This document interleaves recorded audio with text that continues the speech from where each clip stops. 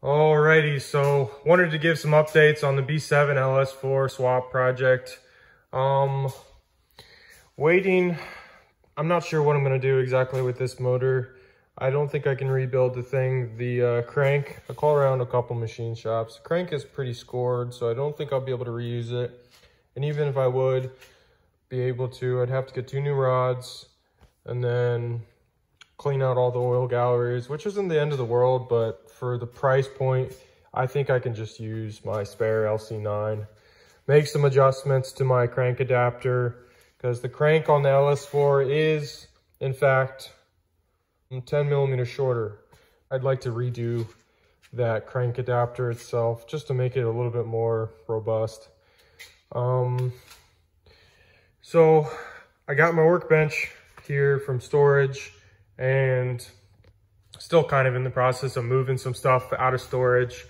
And I've been working a little bit with this OB2 here on the bench, trying to get this shift linkage sorted out. So this was the old shift linkage from the V7 that I had shortened up and bent and welded and didn't work too well. So these nuts that I basically used to kind of adjust the spacing of this thing, they were contacting the firewall or the transmission tunnel. So this is a B8 shift linkage, which pretty much has the right angle. Go figure, I should have done this to begin with. But the good thing about this shift linkage too is it has a collar here, so I have unlimited length adjustment and I have side to side adjustment. So now I'm not contacting there on the transmission tunnel, and I have it's better clearance between these 2 rods, just because the angles are more correct. So I do have all of my gears now, whereas I had some trouble getting into first and then getting into 6th gear when that thing would shift over would contact that nut. So let me show you a little bit on the transmission tunnel here. So you got to keep in mind with this transmission tunnel, I'm going to show you some modifications I made to it.